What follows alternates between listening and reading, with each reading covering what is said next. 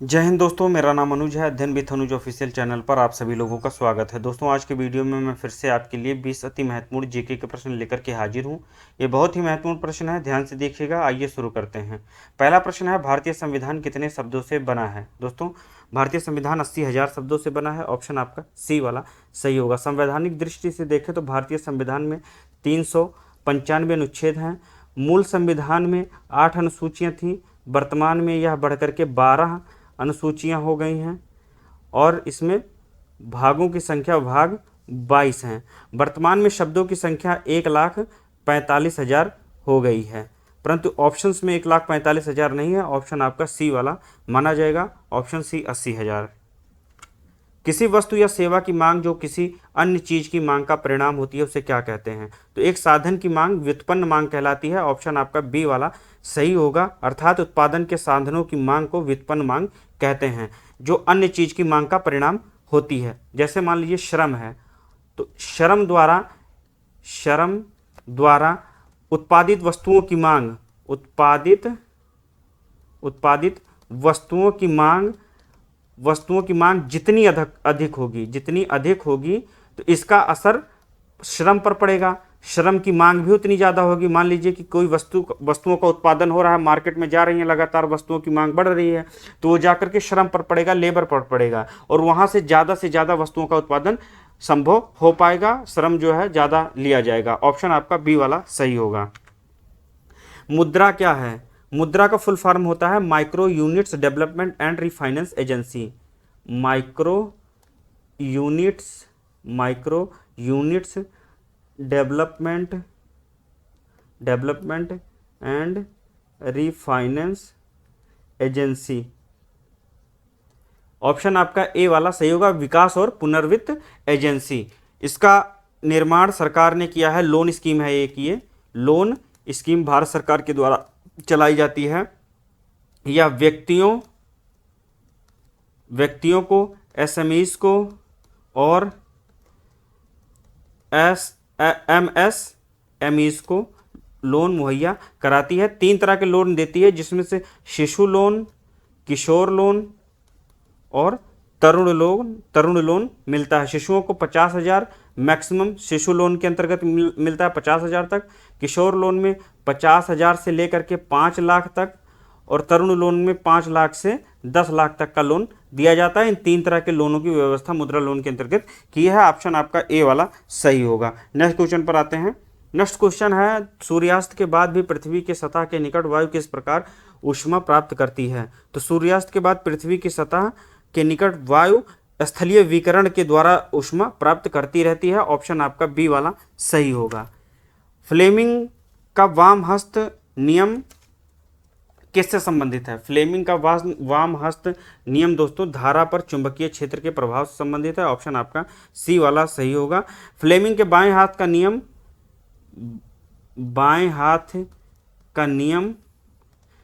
Electric motor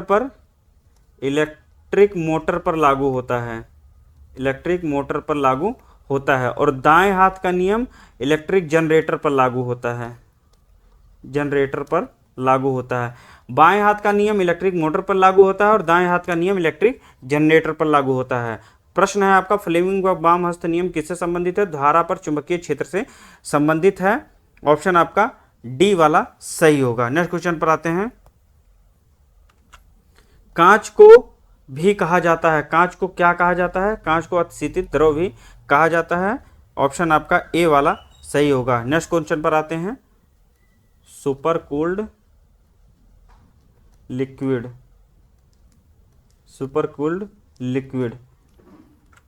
जड़ों के माध्यम से जल के अवशोषण की दर कैसे बढ़ाई जा सकती है? तो जड़ों के माध्यम से जल के अवशोषण की दर पौधों को पंखे के नीचे रखकर बढ़ाई जा सकती है, क्योंकि पंखे की हवा के कारण पौधों की पत्तियों की वाष्पोत्सर्जन जो क्षमता होती है, दर जो होती है, बढ़ जाती है। ऑप्शन आपका सी वाला सही होगा। हैक प्रोग्रामिंग भाषा को किस कंपनी ने तैयार किया था? तो हैक फेसबुक के द्वारा तैयार की गई प्रोग्रामिंग लैंग्वेज है, या हिप हॉप वर्चुअल मशीन के लिए बनाई गई एक टाइपिंग को आसान करती है, टाइपिंग को आसान करने के लिए इसका उपयोग किया जाता है। नेक्स्ट क्वेश्चन पर आते हैं। प्रत्येक वर्ष मार्च में किस राज्य में चार कुट त्यौहार मनाया जाता है? तो आप लोगों को मैं कई बार बता चुका हूँ, एग्जाम में पूछता भी है। ऑप्शन आपका बी वाला सही होगा, चार कुट त्यौहार मिजोरम में मनाया जाता है। यह 6 मार्च को मनाया जाता है, 6 मार्च को बसंत के मौके पर,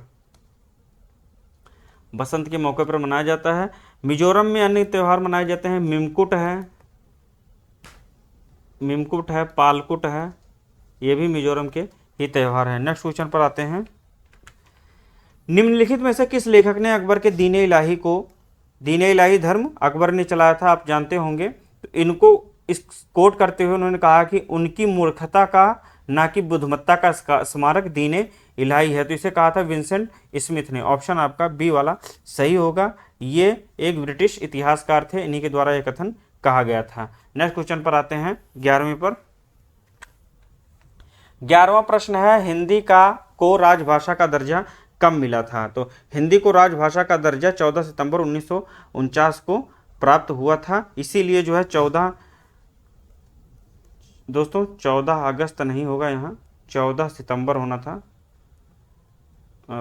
14 सितंबर 1949 को।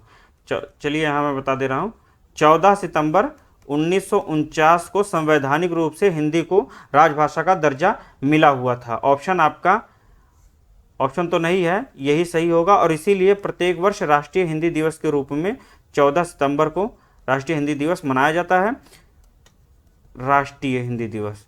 और 10 जनवरी को विश्व हिंदी दिवस के रूप में मनाया जाता है, 10 जनवरी को विश्व हिंदी दिवस के। एक बार फिर मैं बता दे रहा हूँ, हिंदी को राजभाषा का दर्जा 14 सितंबर 1949 को मिला। इसी कारण से 14 सितंबर को राष्ट्रीय हिंदी दिवस मनाया जाता है और 10 जनवरी को विश्व हिंदी दिवस मनाया जाता है। इसको भी आप लोग याद रखिएगा। नेक्स्ट क्वेश्चन पर आते हैं। अगला प्रश्न है दोस्तों, रियाल किस देश की मुद्रा है?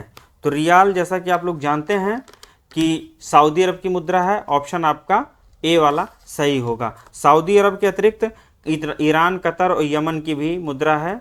ईरान, कतर और यमन की भी मुद्रा रियाल है।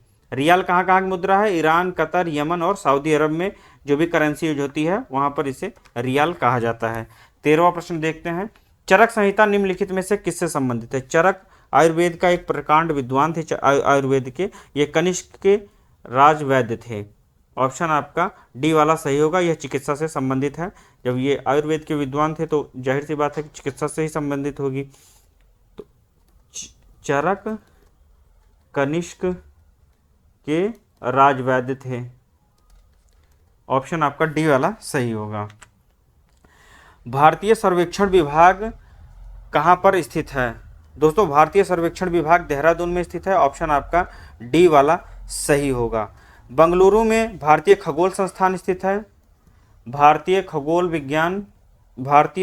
संस्थान दोस्तों, खगोल संस्थान आपका बंगलुरु में स्थित है।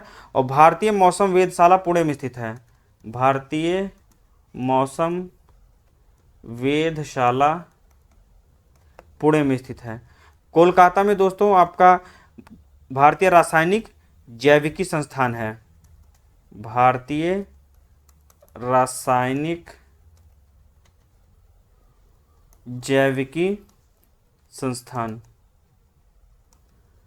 भारतीय मौसम वेधशाला पुणे में है। भारतीय खगोल संस्थान बेंगलुरु में, भारतीय रासायनिक जैविकी संस्थान कोलकाता में स्थित है और भारतीय सर्वेक्षण विभाग देहरादून में स्थित है। 15वां प्रश्न है, निम्नलिखित में से उत्तर प्रदेश दिवस किस दिन मनाया जाता है? तो उत्तर प्रदेश दिवस 24 जनवरी को मनाया जाता है। ऑप्शन आपका ए वाला सही होगा। राजस्थान दिवस दोस्तों 30 मार्च को मनाते हैं। राजस्थान दिवस 30 मार्च को मनाया जाता है। तेलंगाना दिवस 2 जून को मनाया जाता है। इसकी स्थापना 2014 में 2 जून को हुई थी। और 19 दिसंबर को गोवा दिवस मनाते हैं। गोवा दिवस मनाया जाता है। एक बार फिर से बता दे रहा हूँ, उत्तर प्रदेश दिवस 24 जनवरी को, राजस्थान दिवस 30 मार्च को, तेलंगाना दिवस 2 जून को और गोवा दिवस 19 दिसंबर को मनाया जाता है। फ्रीडम फ्रॉम फियर की लेखिका कौन है या लेखक कौन है, तो आंग सांग सूकी है। ऑप्शन आपका ए वाला सही होगा। सलमान रुश्दी की पुस्तकों में मिडनाइट चिल्ड्रन बहुत पूछा जाता है, आप लोग याद रखिएगा, मिडनाइट चिल्ड्रन। और तस्लीमा नसरीन की है लज्जा। नेक्स्ट क्वेश्चन देखते हैं। 17वां प्रश्न है दोस्तों, हजारों झीलों की भूमि किसे कहा जाता है? हजारों झीलों की भूमि दोस्तों कहा जाता है फिनलैंड को। ऑप्शन आपका बी वाला सही होगा। यहाँ पर झीलों की बहुलता है, अधिकता है, झील बहुत सारी हैं, इसलिए इसे झीलों की भूमि कहा जाता है। ऑप्शन आपका बी वाला सही होगा। नेक्स्ट क्वेश्चन पर आते हैं।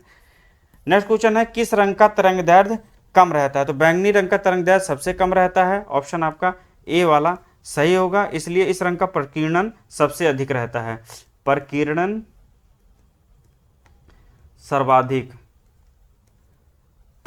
सर्वाधिक रहता है और तरंग दैर्ध्य कम रहता है। और लाल रंग का तरंग दैर्ध्य सूर्य के 7 रंगों में सबसे अधिक होता है। लाल रंग का तरंग दैर्ध्य सर्वाधिक रहता है। बल्ब में फिलामेंट या तंतु किसका बना होता है? तो बल्ब में जो फिलामेंट लगा रहता है वो टंगस्टन का लगा रहता है। ऑप्शन आपका डी वाला सही होगा। इसका गलनांक सबसे अधिक होता है, 3500 डिग्री सेल्सियस होता है, 3500 डिग्री सेल्सियस तक रहता है। तंतु में धारा प्रवाहित होने के लिए उसका ताप 1500 डिग्री से लेकर 2500 डिग्री तक हो जाता है। ऑप्शन दोस्तों डी वाला सही होगा। बल्ब में तंतु टंगस्टन का बना होता है। आतिशबाजी में हरा रंग किसकी उपस्थिति के कारण होता है? जिसको भी मैं कई बार बता चुका हूं कि हरा रंग बेरियम के कारण निकलता है, हरा रंग। और आतिशबाजी में जो लाल रंग निकलता है वह स्ट्रांसियम के कारण निकलता है। तो ये थे आज के 20 प्रश्न। आई होप ये आपको आपके एग्जाम में अंक बढ़ोतरी में मदद करेंगे। इनको आप लोग देख लीजिएगा एक बार। और यदि कोई प्रश्न है तो कमेंट बॉक्स में कमेंट कीजिए। मिलते हैं अगले वीडियो में। जय हिंद।